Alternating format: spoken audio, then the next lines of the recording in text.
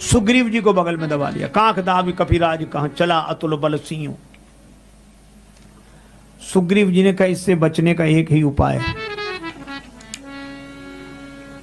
बस सांस चले जीते जी मर जाओ।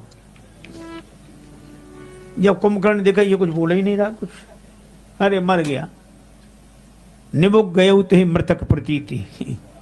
इस देहाभिमान से बचने का उपाय अवसर है अनमोल, काम कुछ ऐसा कर जा, पाकर गुरु से ज्ञान यार, मरने से पहले मर जा, अपने घट में बैठ निरंतर नहीं किसी के घर जा, सीता राम नाम सुमिरन कर भव सागर से तर जा, मर जा। अच्छा देखो, नदी में जब डूबता है जिंदा आदमी डूबता, मुर्दा नहीं डूबता।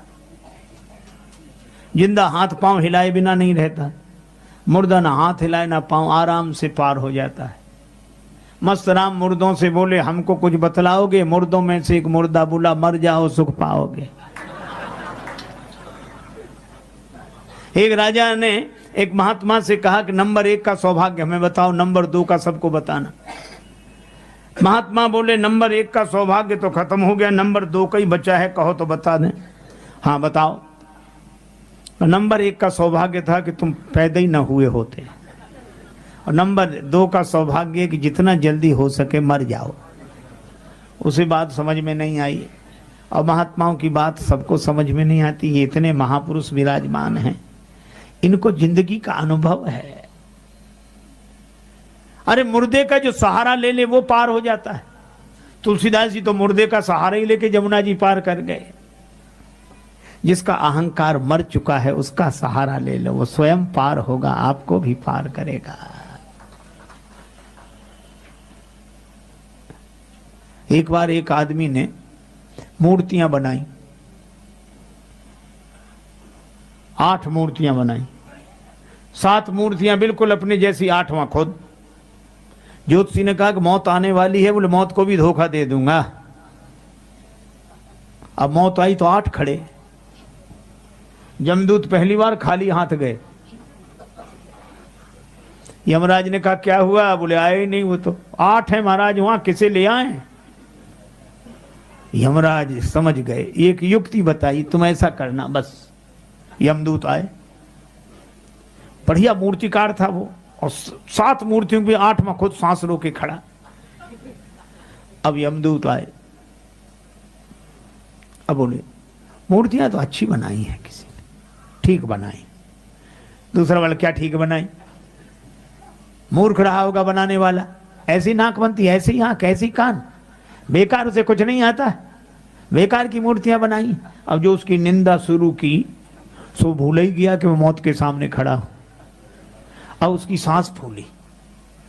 जब उसने कहा इसे कुछ आता ही नहीं है मूर्ति बनाने वाले को, तो एकदम नाराज होकर बोला बड़े आए गलती निकालने वाले, एक बनाकर बताओ तो जाने। यमदूत बोले पकड़ लो, यही है, यही।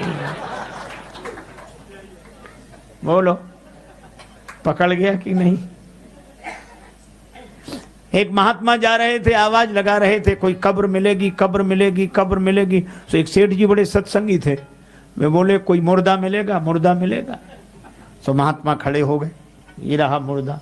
तो बोले चलो, मकान के पीछे एक एकांत में कोठरी थी, वो बता दी ये कब्र है।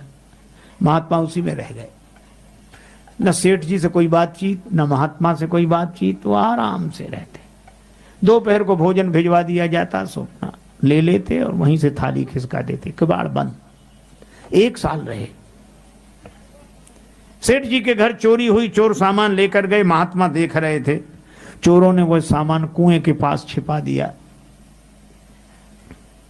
सवेरे हुआ, सेठ जी का सामान चला गया, सामान चला गया। महात्मा को तो पता था, सब परेशान हो रहे थे। सेठ जी को बुलाया, वहां तुम्हारा सामान है, ले आओ। सेठ जी को लेकर गए, सारा सामान मिल गया। जब सामान मिला, सेठ जी बहुत उदास। महात्मा बोले सेठ उदास क्यों, तुम्हारा सामान मिल गया। बोला महाराज सामान मिलने की खुशी नहीं जितना इस बात का दुख है। किस बात का मुर्दा जिंदा हो गया।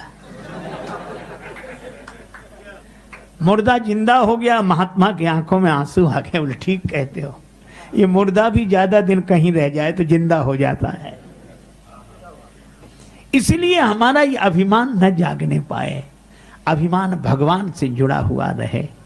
ऐसी कृपा जब गुरुदेव करते हैं तब हमारा मन अभिमान की जगह